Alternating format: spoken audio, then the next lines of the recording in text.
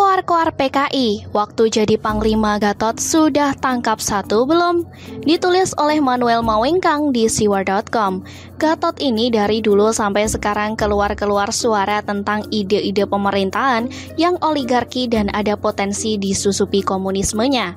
Dirinya seringkali berhalusinasi dan mengangkat isu-isu yang sepertinya nggak penting dan dijadikan prioritas saat deklarasi kami.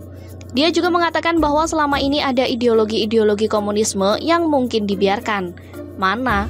Yang banyak itu HTI. Ya, orang kalau sudah nggak dapat kekuasaan dan nggak dapat kedudukan, yang bisa ngomong apa aja.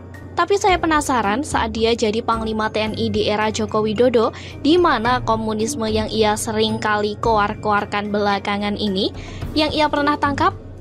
Satu saja deh, nggak usah banyak-banyak. Gatot mengatakan bahwa keberadaan komunisme ini menjadi ancaman bagi bangsa ini dengan nyata. Bahkan saat dia menjadi panglima, dia mewajibkan seluruh tentara menonton film gak jelas yang dibuat di era Soeharto itu. Ya, ancaman PKI nyata, tapi gak semengerikan Orba. Film melodrama-melodrama yang mengedepankan sisi sensitivitas manusia dan mengurai air mata dikerjakan tanpa pendekatan sejarah atau histori yang benar. Jika sebuah film tanpa pendekatan histori, maka itu kita bisa kategorikan film itu adalah film fiksi atau hayalan. Apa betul ada orang sampai menyayat-nyayat tubuh salah satu dari ketujuh jenderal itu dengan sadis, bengis, dan tidak ada ampun seperti yang dikerjakan oleh para anggota ISIS belakangan ini? Apa betul ada anggota partai terbesar pada saat itu tega-teganya menghancurkan harga diri partai itu dengan cara-cara bengis? Silahkan kita berdebat terkait kebenaran dari film tersebut. Tapi bagi saya masih kurang percaya bahwa itu dikerjakan oleh orang-orang yang dianggap sebagai pemegang paham komunisme. Sampai saat ini saya masih nggak ketemu tuh satupun orang komunisme yang ada di pemerintahan Joko Widodo, yang ada anggota TGUPP Anies Baswedan yang pernah menuntut Jokowi untuk meminta maaf kepada korban PKI yang dibantai di era Soeharto. Siapa yang PKI jadinya? Saya merasa bahwa keberadaan PKI itu ya memang sudah tidak ada, tapi isu ini dianggap sangat seksi untuk menjadi bahan pilpres baik 2014 sama 2019.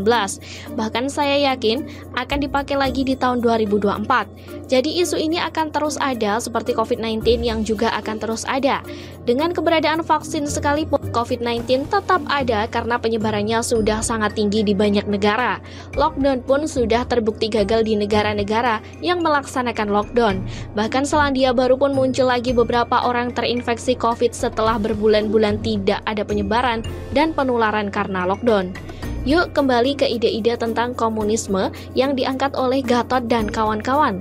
Saya melihat bahwa ini adalah hal yang paling konyol. Mereka bisa berkoar-koar dan membuat orang menjadi percaya, tapi mereka tidak pernah menangkap satupun orang yang terafiliasi kepada PKI. Bahkan sampai ada seorang petinggi agama yang berhalu bahwa 80% kader PDIP adalah orang PKI.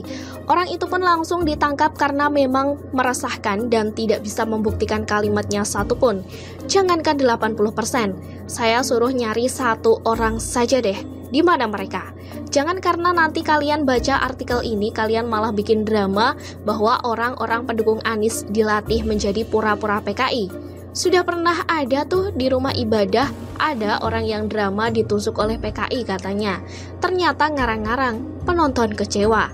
Ya, tapi setidaknya kalau kalian lakukan drama itu, artinya kalian merupakan pembaca siward yang setia.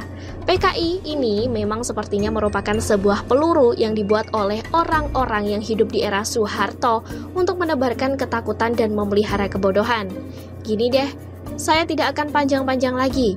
Yang penting Gatot bisa menunjukkan satu saja batang hidung orang PKI yang masih hidup sekarang dan yang masih menjalankan ideologinya di negara ini.